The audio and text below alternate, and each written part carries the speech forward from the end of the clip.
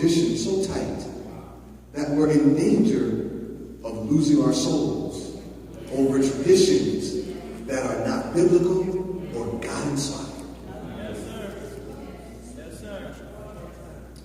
And so what has happened in the church has been the birth of liturgical terrorists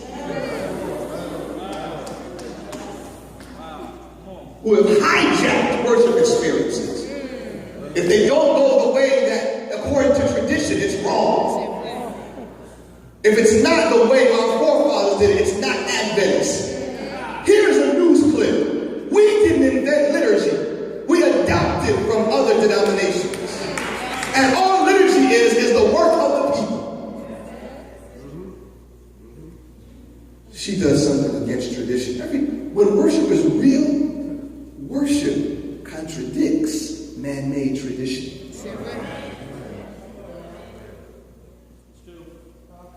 When worship is real, it cuts against what man wants to do into what God needs to happen. Because worship isn't about man. Worship is about God. God is the creator. Man is the created. The created has no sovereign power. The created has created mess. God blessed the created, but the created created mess. God creates success. Man, apart from God, creates mess. And this woman, she's about to break a lot of norms. Now, I have come to discover something in my years. I was telling my group upstairs, my family goes back to Advent since 1892. My great-grandfather,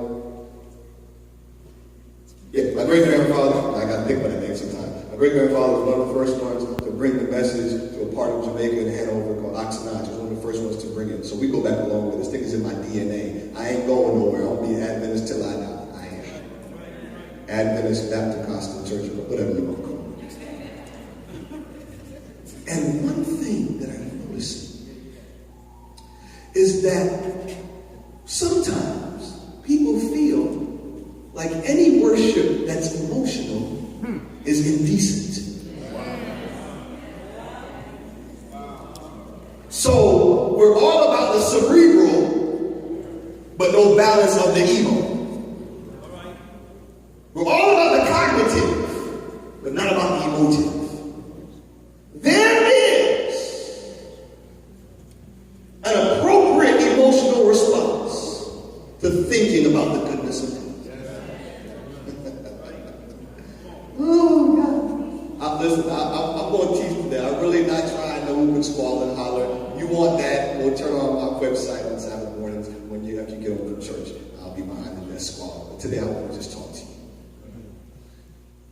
She reacts to the thoughts of Jesus. She brings this alabaster, this pure oil. From there. Not some cheap, perfume that she got from Willie outside of Penn Station. Pulled it out the side pocket of his coat. She says, I don't have an invitation. I don't need one. Because Jesus is here. And because he did something for me, I'm going to do whatever I got to do to make sure he knows how much I love him.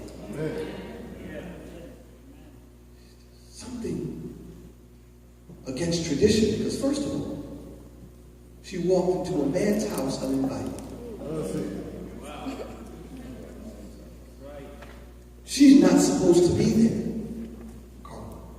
She's not supposed to be at a man's house uninvited. Not only that, but she's getting ready to take her hair out. Which is something women in those days, in that culture, never did. As a matter of fact, the Talmud said that if a woman took her hair down, or a married woman took her hair down in front of another man who wasn't her husband, he could divorce her. Taking her hair down in public was the equivalent to unveiling her She